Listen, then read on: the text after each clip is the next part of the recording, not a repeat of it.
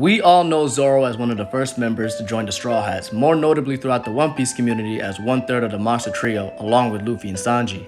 He's the more laid-back member of the group that does either one of three things: train, sleep, or drink. But once he flips that switch and goes into battle mode, he can turn into a power-hungry and almost bloodthirsty force with a relentless desire to get stronger. Zoro gets stronger after each fight and develops new techniques in the process. One of his main techniques, really his ultimate technique, is the 9-sword style Asura, also known as Kyutoryu Asura, which was first introduced in his battle with Kaku. By summoning Asura, he was able to defeat Kaku in one strike. This was by far Zoro's best feat he's had in the series during that time. Fans were raving and enjoying the moment, and a growing Zoro fan base was getting bigger and bigger. I mean, rightfully so. It's one of the more favorable moments in One Piece.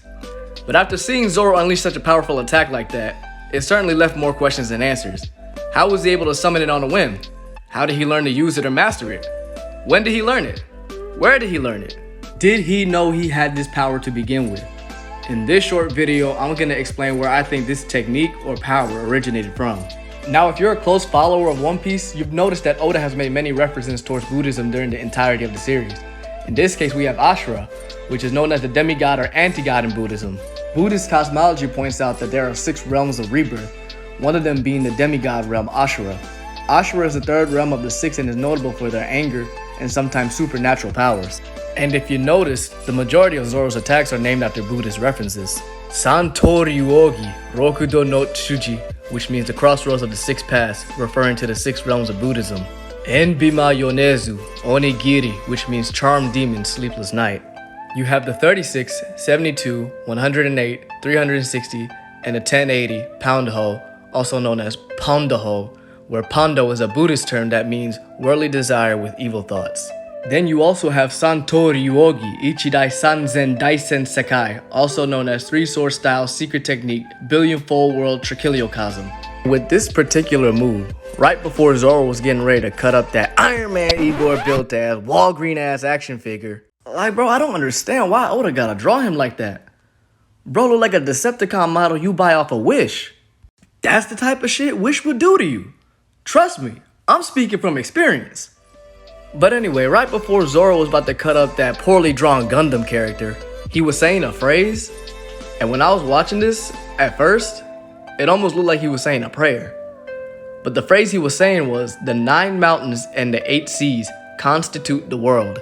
That's an ancient Indian cosmology, and that means that 9 mountains are Mount Sumeru at the center of the world, and 8 mountain ranges that have a common center surrounding it, and that 8 seas that have a common center separate these mountain ranges.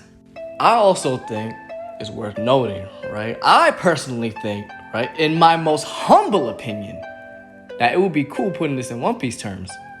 With the 8 seas, you got the North Blue, the South Blue, the East Blue, the West Blue, the first half of the Grand Line, the New World, which is the second half of the Grand Line, the left calm belt, and the right calm belt. With the 9 mountains, you got the Reverse Mountain, the Drum Rockies and Drum Island, Mary Jo's Mountain Range, Mount Kalubo, Punk Hazard's Mountain Range, and we still have 4 more that have yet to be seen.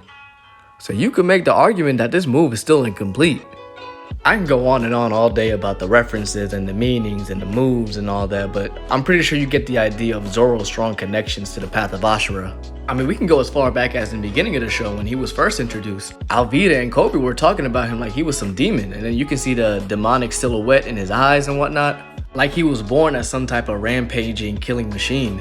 But we know based off his backstory, that's not the case. Zoro's backstory starts off by him challenging the dojo in his neighboring village. The dojo then sends out a girl by the name of Kuinia as a challenger, who later becomes his rival after beating the brakes off him. And when I mean beat the brakes, I mean he got one-shot, he got leveled, he got low-broed, like he got soloed. Roronoa solo. But because of that humbling experience, along with the motivation from hearing Kuinia say she can't become the world's greatest swordsman due to her gender, fueled him to become a better swordsman than her so that one day he could beat her. But then her unfortunate, untimely death happened when she fell down the stairs in the storehouse as she was looking for a sharpening stone for her sword. Zoro then vowed to get stronger for not only for himself, but for her as well. And that's where I think the path of Asura started for him. I believe him having shouldered that promise from that point on is a form of karma, which by the way are results from an intentional physical or mental act causing future consequence. Remember, consequence doesn't have to be in a negative format. It is simply a result of an action or condition. Rupert Gether is a professor of Buddhist studies at the University of Bristol, and he says that, thus acts of body and speech are driven by an underlying intention or will, and they are unwholesome or wholesome because they are motivated by unwholesome or wholesome intentions. Whether it'll be a positive or negative consequence, we won't know until Zoro achieves his goal in becoming the world's greatest swordsman. Most of us believe he will, and if that's the case, then that is quote-unquote consequence. And that's why I truly believe that Kuina's dead and she's not some headcanon ass theory that she's Tashigi, right? Like, we seen Kuina's body being buried. And even by some off the wall, wild, 1 in a million chance that she is alive or that she'll be reintroduced in the story, it won't be until Zoro achieves his goal. Because in the realm of Asura, once you accumulate karma, you can be reborn. But I think it's safe to say that's not gonna happen. She won't be reintroduced in the story. Like, that's terrible. That'd be terrible writing. But yeah, that's where I believe the path of Asura for Zoro originated from. If you guys want to add on any more to this theory or have any questions, by all means leave a comment below, because I think this is a really interesting topic. But yeah, that's it for me, guys. If you like what you saw, go ahead and press that subscribe button, and I'll see y'all next time.